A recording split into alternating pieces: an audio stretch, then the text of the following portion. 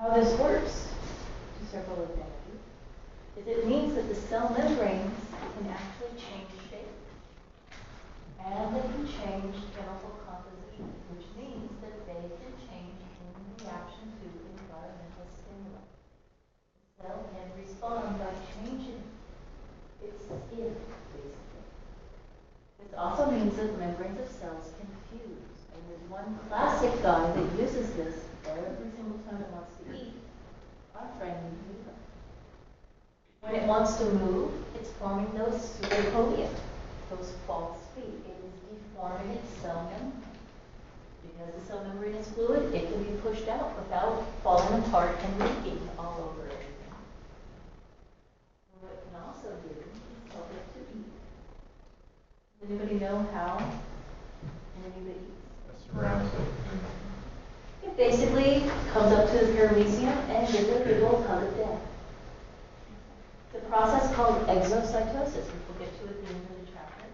But if there was a paramecium, say right here, it would bend those two pseudopodia around it, and it would be torn over the top and the bottom, and it would fuse the membranes of those pseudopodia that were surrounding the paramecium. And what used to be part of the external membrane is now an internal vesicle. It becomes a fluid vacuole because it has the paramecium trapped inside. And because of the fluid nature of the membrane, the amoeba can do this and not have a huge gaping hole where that cellular membrane used to be on the outside. Somebody actually did time lapse. And here comes the amoeba, funds it, and boom, it's gone. And it always kind of blows my mind a little bit because when I look on the slide and I see the amoeba going and they're creeping along, and I see the food paramecium that they get when you saw those little dots just moving around, how do they do it? We're talking the tortoise and the hare. Well, the hare loses because the tortoise catches it. So it must do something with that paramecium. Perhaps it pretends it's dead and the paramecium comes up to try and eat it. And it gets eaten each time. It seems to work for them because there are amoeba just about.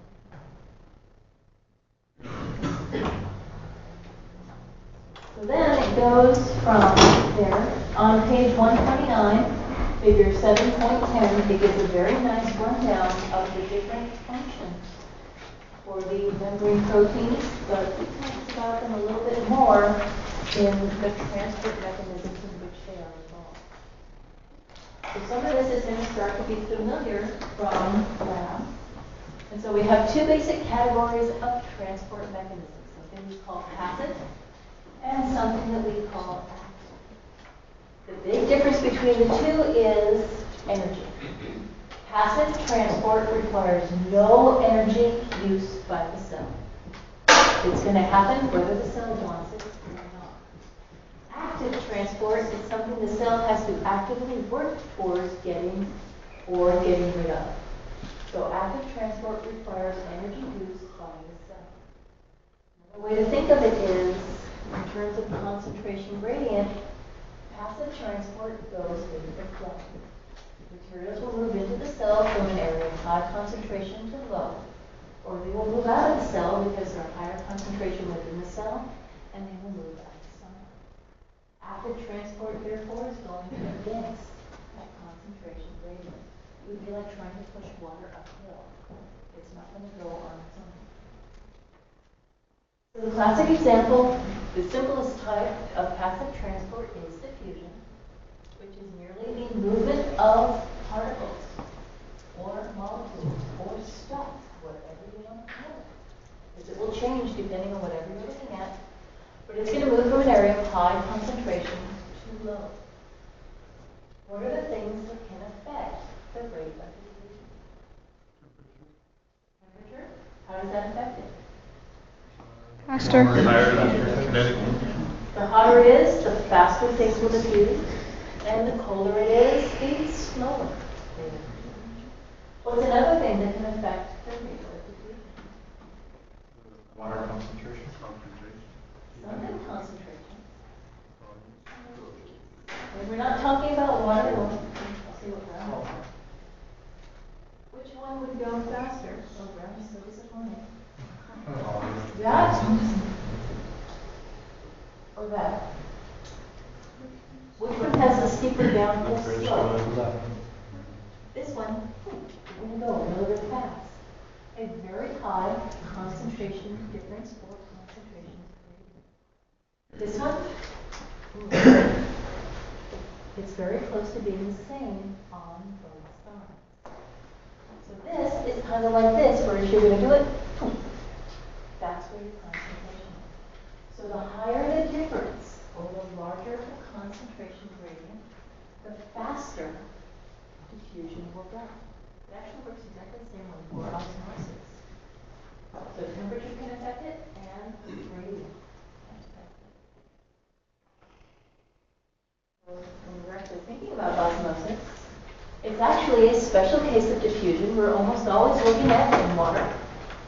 And it's going through a selectively permeable membrane. The other way to see that written is as a differentially permeable membrane. All it means is it's going through a barrier that will block certain things from going through. It can be size selective, where it'll have little holes in it. Some things will get through because they're small enough, some things won't. It can be charge selective. If something is like an ion, it won't be able to get it through, whereas if it doesn't have a charge and it's a plain molecule, it can go through it. That would be, well, is it polar or non-polar? They're covalent. And if they're polar, they can't get through. If they're non-polar, they can get through. And it turns out your cell membranes do all of that.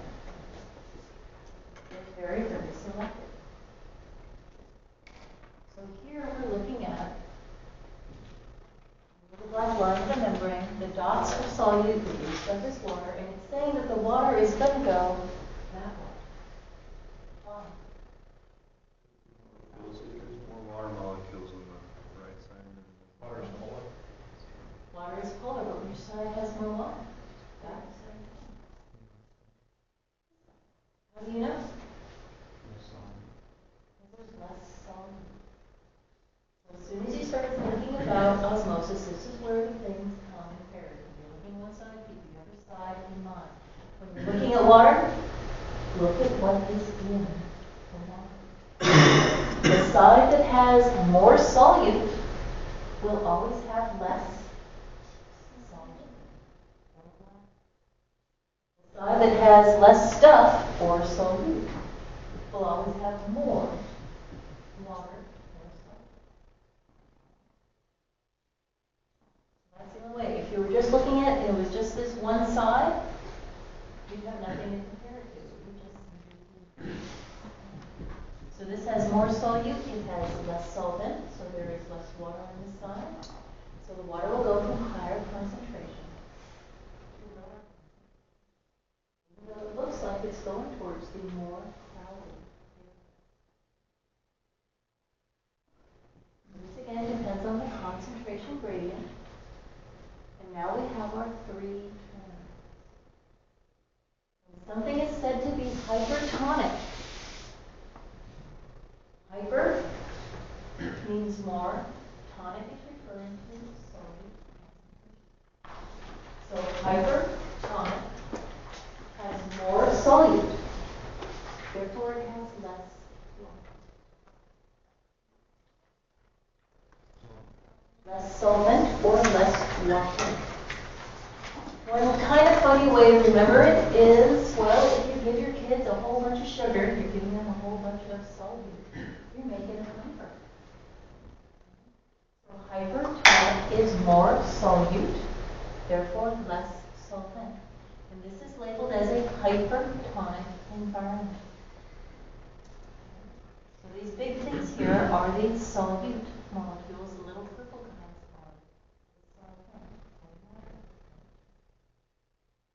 You can see there's far more solute than there is here. Even though you can just see, yeah, there's a whole bunch more purple here than there is that way. So what is this in relation to its environment? Other term, hypotonic. Hypo means less, so there is less solute in whatever you're calling hypotonic. Another way to remember it is that hypodermic needle, you're going to have it full of water or something else. So it's going to be full of water because it has less solute and it has more solvent. So water again is going to go from high concentration to low. So I always remind people and I encourage you, even though like this picture just says hypertonic environment, immediately start thinking, well, it has to be hypertonic because you're comparing it to something within it that is the opposite.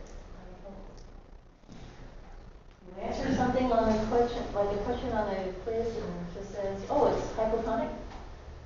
You better identify what. Both words can always be applied to one side or the other of the situation. The easy one is isotonic. Iso just means equal. And so there's equal amounts of solute and solvent on both sides of what you're looking at. But there will still be water movement. It will just be moving as soon as one water molecule comes up here, another one is going to go back in. This is something called dynamic equilibrium. Equilibrium being equal, dynamic just referring to the fact that it is in motion. Of course, if we did hyper and iso, we do have hypotonic. In this case, the environment is hypotonic because we're comparing it to a hypertonic cell. As you can see, this is filled up with far more pink than purple, whereas this is far more purple than pink. Purple is the water. So there's far more water, aka solvent, on the outside. This brings us to the next level of question. If you put a cell in a hypotonic environment, what's going to happen? It's going to expand. This is where it starts to even get trickier. If you put a cell in a hypotonic environment, that means your cell is hypertonic. If it's hypertonic, it has less water. Water will always go from high to low, so if the environment is high and the cell is low, the water is going to go into. So if you're given a picture of a cell that's going, and you're asked, well, what happened here? You'd be able to say, well, this cell lysed or exploded because it was placed into a hypotonic environment, and because it was hypertonic to its environment, it absorbed the water. And it expanded. If it explodes, it basically expanded past the point of no return. So what about this cell? This cell is in a hypertonic environment. What's going to happen to it? It's going to dehydrate or shrivel or shrink, or the technical term is create. It has the higher concentration of water. If it is in a hypertonic environment, it's only because it itself is hypotonic to that environment. So it has the higher concentration of water, high to low, it will lose. Again, repetition is key for this.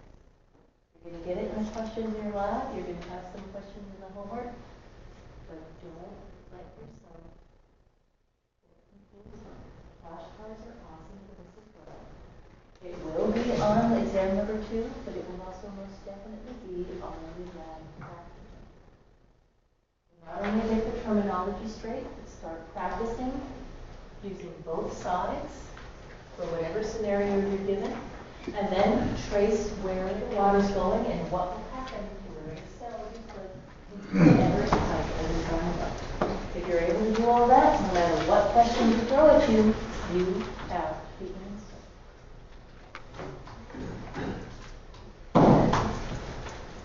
There can also be a pressure gradient, which some people found out in lab when they accidentally filled their little sugar bags a little too tight, and then they watched their weight gain shrink because the water couldn't get in there anymore. So here's just another classic example. I believe this is almost the same as what is in your book on page 134. quite possibly something that you may see on exam 2. Which is to say, you're going to see this on exam 2.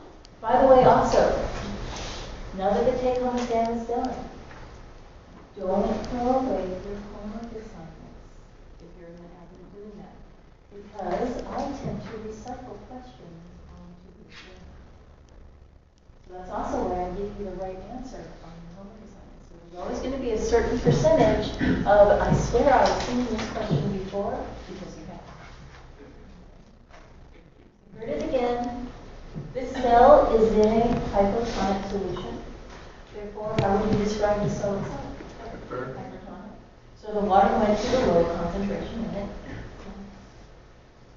Isotonic, you can't tell. And then you have hypertonic.